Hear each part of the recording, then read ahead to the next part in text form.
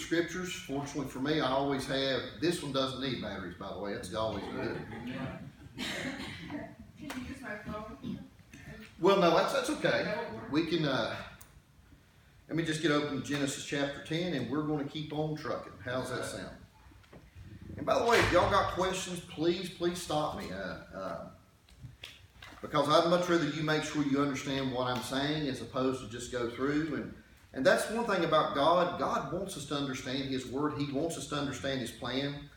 And like I was sharing with John earlier this morning, and Ricky, is that sometimes when you study the Scriptures, and you say, how is all these genealogies and all this, Shabashab beget, and it's all these tongue-twisting words. Keep in mind, Genesis chapter 10, 1 Chronicles chapters 1 through 10 are just as inspired as John chapter 3. Now, what I call John chapter 3 is like what I call the diamonds and gold are on top of the surface. And whereas Chronicles, you got to dig down in there and get them. But as we go through, we're going to explain these out. Now, I'm not going to explain every name in here because you probably wouldn't want to do all that history. But we are going to explain where nations develop, how nations arise, and how this is going to impact the plan of God. Okay? So as we go to Genesis chapter 10, and let me get my notes set up, and we're going to keep on moving. Now, we're getting what we call the rise of the New World Order. In Genesis chapter 10, it says, now the descendants of generations of Noah, Shem, Ham, Japheth, and all them that were sons after the flood. The sons of Japheth, Gomer, Magog, Javan, Tubal, Meshach, and Tiras.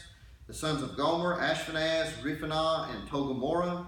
The sons of Javan, Eliznah, Tarshish, Kittim, and Dodam. And these are the isles of the Gentiles which are divided in their lands, one after his tongue, and their families and their names. Now, what I'm going to do is I'm not going to talk about all the sons of like for instance, if we have Japheth had like Togarmah, we're not going to talk about Togarmah's sons, but I do want to kind of show you how people spread out and how we start seeing the development of cultures. Now, I'm going to tell you an interesting thing. Do you realize the Bible is written in 3 languages? Does anybody know what the 3 languages are? Original languages. Aramaic, Hebrew, and Greek. Oh, see, I love y'all. Y'all know it. Y'all know this stuff. This is good. And interesting enough, each one of those languages is going to correspond with Shem, Ham, and Japheth. Isn't that amazing? God's Word is written in 3 languages, and all 3 of those languages are going to represent these people that are in these nations. So isn't it amazing that, yes? The Old Testament was written in Aramaic? Part of it. Parts of Daniel and most of Ezra was written in Aramaic. Yes. So in other words, it's interesting. In Daniel, basically it starts Daniel chapter 1 when it gets to 2, and you start talking about the world empires, it goes into Aramaic, and then basically from chapter 7 it switches back into Hebrew. So yes, that language is being used. Now, to give you an idea, Aramaic and Hebrew, very simple. If I wanted to say the word son in Hebrew, that's bain. Or if I wanted to say the word son in Aramaic, it's bar. Not like a big furry animal, like the word bar. So you'd say, like if I wanted to say the Son of God in Aramaic, it'd be Bar Elah. Or if I wanted to say Son of God in Hebrew, I'd say Ben Elohim. As you can see, there is kind of a similarity in those languages. So if I spoke Aramaic, I could kind of understand what was being said in Hebrew, kind of like a sister language. Okay? So, as we talk about this, let's look at these sons, okay? Now, Noah has 3 sons, Shem, Ham, and Japheth. Japheth's first son is Gomer. And basically, it was the progenitor of the early Crimean branch and the Celtic family. So in other words, think about this. With Gomer, those people are going to spread over into what we call Western Europe, also to the British Isles. So basically, if you're talking about us, if you have British descent, or even if you have Germanic descent, or what you'd call Celtic descent, your probably progenitor would get all the back would be Gomer, okay? That's where those group of people come. And by the way, has Gomer had an impact on the world? Well, think about this. We're speaking a Gomerite language, English. By the way, if you go south down in Mexico, they speak Spanish. That is another Gomerite language because that's basically that area over there. If you look at Portuguese and Dutch. So needless to say, the descendants of Gomer have had a tremendous impact on this world. Let me say this, if you live here in North America, if you knew these 5 languages, English, Spanish, Portuguese, Dutch, and French, you could basically speak to anybody on these 2 continents. These are all Gomer languages. Okay? Kind of interesting when you think about it. And by the way, has God used Gomer to get the gospel out? Now listen, I know that the United States, we probably need to have missionaries sent over here. And when I think about Peter and Nduka coming all the way from Rwanda, that ought to let us know that, hey, we've got a missionary coming from Rwanda because America needs help with the gospel. But we ought to see this as a great opportunity too. In America, like Pastor David Fleming said, 2 out of 3 people are unchurched. So what an opportunity. Matter of fact, we live in the 3rd largest unchurched nation in the world after India and China. There's 100 million people probably in church today, and there's 200 million people that are not. Now, I'm not saying they're saved or lost, but I'm just simply saying they're not part of a local fellowship. So we can certainly see that need. Don't want to digress too much. Let's keep moving. As my kids say, I better watch out. I'll be tripping, you know. But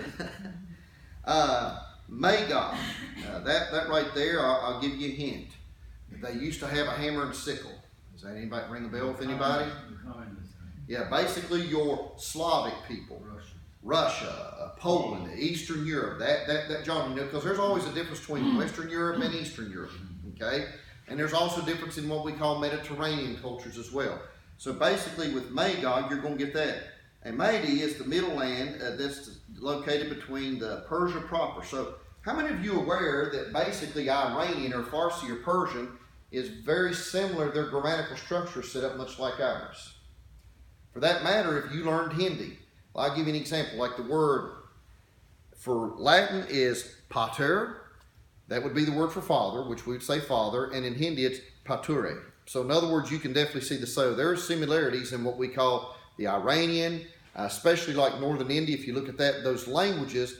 And I'm not saying that it would be easier to learn, but keep in mind there's more cognates, more words in those languages, which means they came from the descent. Look how much Javan is spread out. I mean, you have the Persian people, the Indian people, and those people certainly have had an impact in history. By the way, keep in mind, it was the Persians that allowed for the rebuilding of the temple, that allowed the Jews to come back out of captivity after they were brought in. So we certainly can see their impact. Now, keep in mind, Persia's not very friendly with us today, but I don't know if you're aware of it, there's a great revival going over there where Iranian people are being saved and born again in Iran. Isn't it good to know that even under a repressive regime like the Ayatollahs and the Shia Islam, that God is still able to get the gospel out and people are being born again?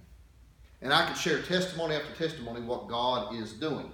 Now, as we move on, we talk about Javan, Greece. By the way, has the Greek language and the Greek culture had an influence on us? Yes. You know, as a matter of fact, if you study philosophia, that means the lover of wisdom. The Greeks, have had such a tremendous impact on the world. So when you think about how all of Japheth's sons, has the Slavs had an impact on the world? Most certainly. Think about this. When I was growing up, I used to worry about, are we going to get attacked? Are missiles coming over the Atlantic? Are they coming over the Pacific? That used to be something I worried about. But you see all this stuff, this all plays out. So God is saying, these people are going to come from here. And we get to the last one. And of course we have Tubal.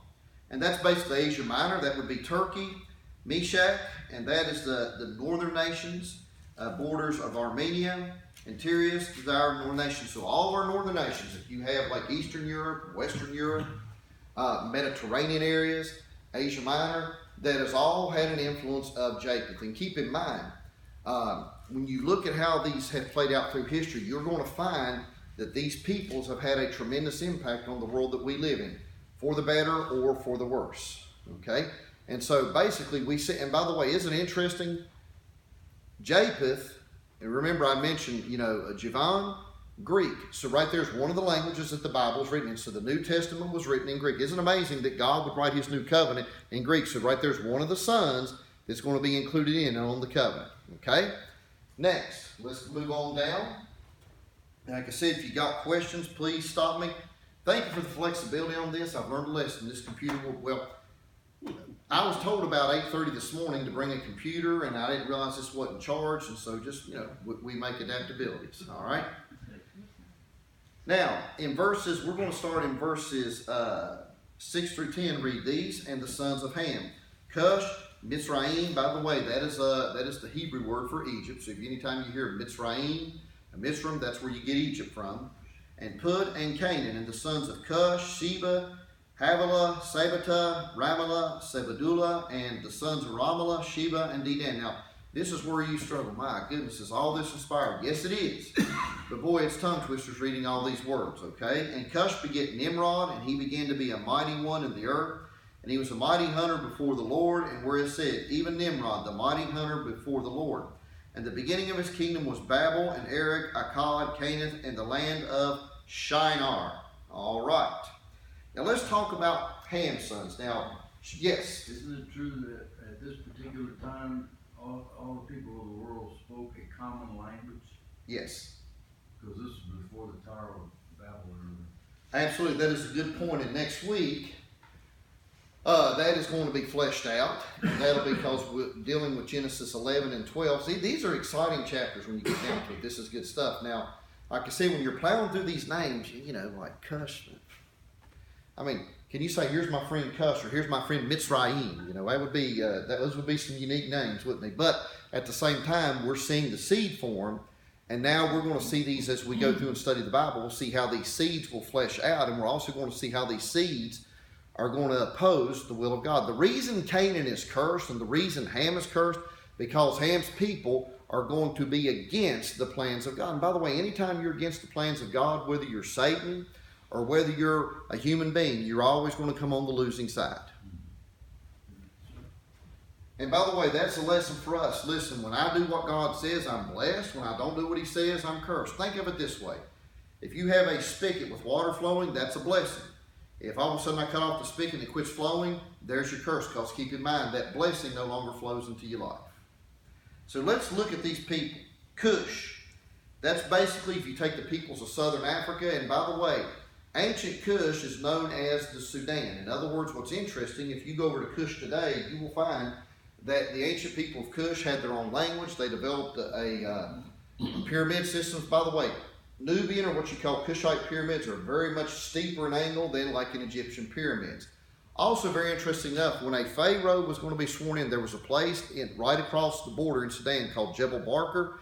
And what they did, they had a picture of, he would go before Ra, and the pharaoh would be coronated at Jebel Barker. Then he would sail back up the Nile and, of course, rule his kingdom. So very interesting things. Now, Mitzrayim is Egypt. I don't think I need to say a lot about Egypt, but has Egypt always been, should we say, on par with the plans of God?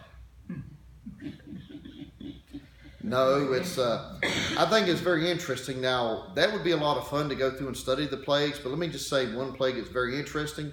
When God blackened out the suns, the Egyptians had a belief that their sun god Ra rode on this barge, and he sailed across the sky, pulling the sun with him. But every night, Ra would fight the god Apophis, and Apophis was this snake-looking god. By the way, when Moses went into Egypt and he cast down his staff, he cast down Apophis, and what that simply said, Pharaoh, you bring order into Egypt, I, Moses, control the power of Apophis. Watch chaos come. And did God make true on his word? So needless to say, for 3 days, Apophis got the better of old Ra, and the sun didn't shine in Egypt. Can you imagine how that was shaking Pharaoh up? Hey, Dad, the sun's not shining. What, I'm your son. Where's the sun at? Hey, son, you don't understand. There's this God up here. It's got control. I mean, I can't shine because he's holding me back. That was the message that God was getting across to the Egyptians. So everything in the Word of God has meaning and purpose when you understand it.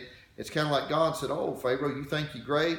Let me a little bit of chaos in your land. You don't do what I say you'll do, I'll make sure that Egypt will not prosper from it. By the way, let me just tell you something. If you want a little bit of chaos in your life, start out doing what God says, and all of a sudden you'll find out that, I better start doing what God says so the chaos goes away.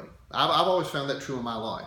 Now, interesting enough, as we look through here, we also have Put, and this is a nation of northern Africa, probably Libyan. So basically, southern Africa, northern Africa, and in Canaan. I think you know where Canaan is, where the Canaanites are. Let me just say something about Canaan. Why was Canaan so cursed? Why did God want to remove the Canaanites out and bring in Abraham? Well, have you ever heard of, when Jesus mentioned in the scriptures, he always talked about in hell where the worm dieth not and the fire is not quenched. Interesting enough, do you know what used to happen in what they called the Hinnom Valley? These people, now imagine this, how depraved can you be when you would take your child, your firstborn son, and you'd have like a god called Molech, and you'd heat Molech up, a brazen altar, and you know what you do? You'd drop that baby into Molech and watch it fry. How depraved can you be? And so listen, in Canaan, we know what happens with Sodom and Gomorrah.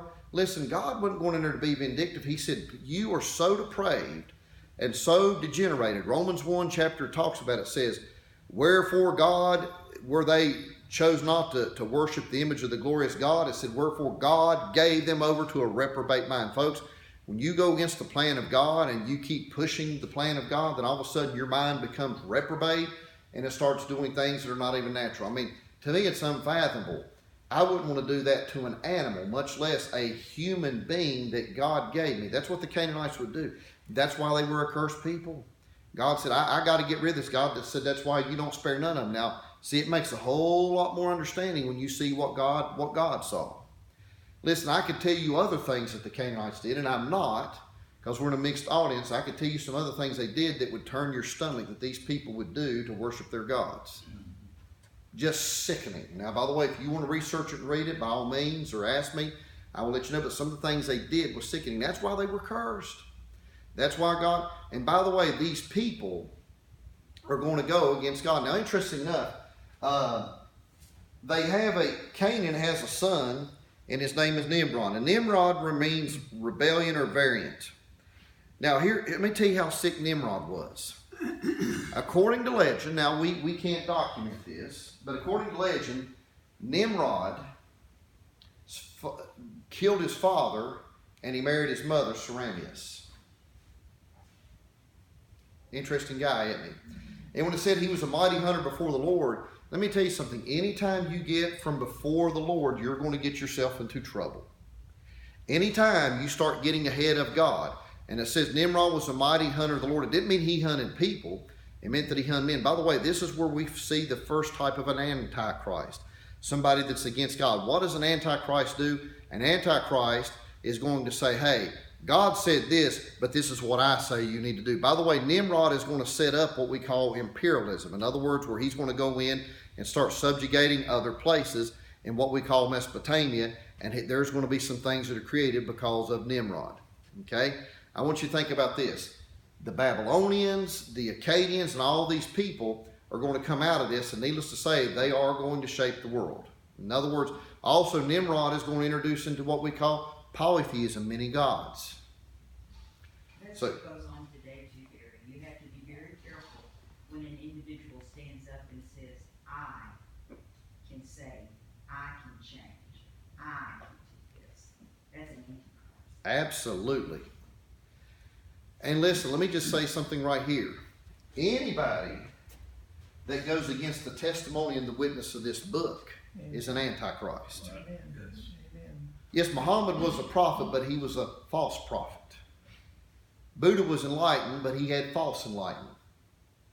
Confucius was a wise worldly sage, but he's not the wise sage. Now, I listen, I'm not going to knock a person's religion, but the truth of the matter is when you don't do what God says, you're becoming against God. See, Nimrod, how much has the world suffered? By the way, you always see that, and by the way, you're going to see Nimrodism throughout history.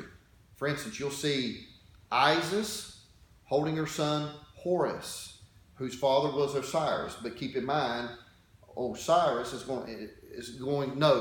will marry his mother. So in other words, you see this idea of mother goddess son throughout all of history. Where do you think that came from? Nimrod. Keep in mind, Babel means two things. It can mean gate of God, or it can also mean confusion. By the way, when you try and come any other way than the gate God gave, and Jesus said, I am the way, I am the truth, I am the life, no one comes to the Father but by me, you're going to get confusion in your life. I think about how devoted people are in other religions, but they're so falsely voted for the wrong thing when you think about that. So isn't it amazing that when you start unpacking this stuff, how we can see the problems of our world are right back there with Shem, Ham, and Japheth. Now, as we go on and study this, I also want to point out something too. Do you realize the oppressors of the people of God, the ones that oppressed, Akkadians? Now, some of you have never heard of the Akkadian Empire, but there was a man by the name of Sargon, and what Sargon decided, he said, my city's not enough, so I'm going to go out and I'm going to take these other cities in the Mesopotamian plain and I'm going to form it into an empire. And then basically they believed that is where Abraham came out. So Ur used to be its own independent place. Now it's controlled by Sargon, and Sargon was a tyrannical ruler. Okay? And so in other words, that's why God is going to call Abram out